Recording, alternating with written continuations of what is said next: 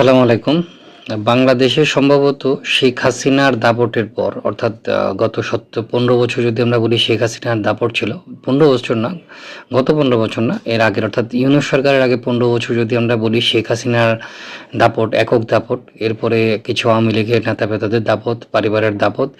এই দাপট ছাড়া গত ১.৫ বছরে আমরা অনেক দাপটশালী ব্যক্তি দেখেছি, যারা আসলে কোনো কিছুকে ধারাকে সরা জ্ঞান মনে করতেন। তারা মনে করতেন যে আসলে তাদের জন্মই হয়েছে এই দাপট দেখানোর জন্য। তো সেরকম একজন ব্যক্তি হাসান এইচ মনসুর বাংলাদেশ ব্যাংকের গভর্নর হিসেবে নিয়োগ পান, এবং উনি নিয়োগ পাওয়ার আগে আসলে বাংলাদেশে তার সম্পর্কে যথেষ্ট পরিমাণে ভালো ধারণা পোষণ করত জনগণ, কারণ বিভিন্ন মিডিয়ায় তাকে অনেক উচ্চ স্তরের মানুষ হিসেবে চিত্রায়িত করা হয়েছে, এবং তার সেই চিত্রায়নটা মানুষের কাছে মনে হয়েছিল যে সঠিক। কিন্তু বাস্তবতা ভিন্ন কথা বলে। গত ১.৫ বছরে এই হাসান এইচ মনসুর উনি শুধু বিভিন্ন ধরনের ঘটনারই জন্ম দেননি, উনি আসলে একজন অথর্ব, সেটা প্রমাণ করেছে। হতে পারে ওনার বয়স হয়ে গেছে, এই জন্য উনি অথর্বতার পরিচয় দিয়েছেন। আসলে যখন যৌবন বয়স ছিল সেই সময় যদি তার থেকে সেই সাপোর্টটা নেওয়া যেত, তখন যেটুকু পাওয়া যেত, এখন হয়তো বুড়া বয়সে আসলে বিভিন্ন ভীমগতির কারণে উনি হয়তো বা সেই সাপোর্টটা দিতে পারেননি। হতে পারে অনেক কিছু।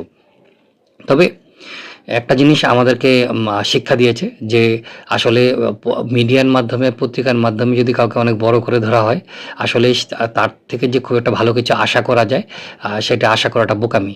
তো এই হাসান এইচ মনসুর তার ইউনূস সরকার বা জামাত সরকারের পতনের পর উনি এতদিন বসে চুপচাপ ছিলেন। আসলে বিএনপি আসলে কী করে চিন্তাভাবনা করছিলেন, কিন্তু আজকে হঠাৎ উনি নীরবে নিভৃতে তার এলাকা ত্যাগ করেছেন।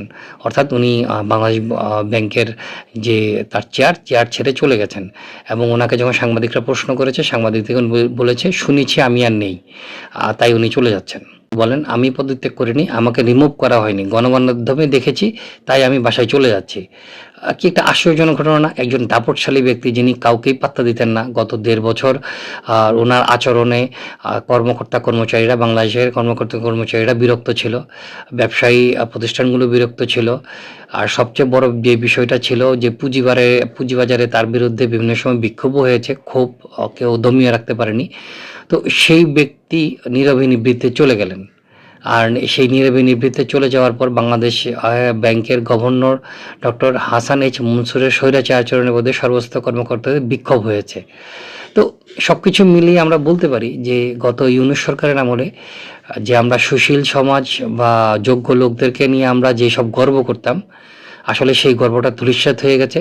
গত ১.৫ বছর আসলে প্রমাণ হয়ে গেছে যে এইসব সুশীলরা শুধুমাত্র মিডিয়ার কল্যাণে এবং ধাপ্পাবাজির কল্যাণে সুশীল এবং নিজেদেরকে জাহির করতে পেরেছিলেন, কাজে কর্মে তারা ফক্কা।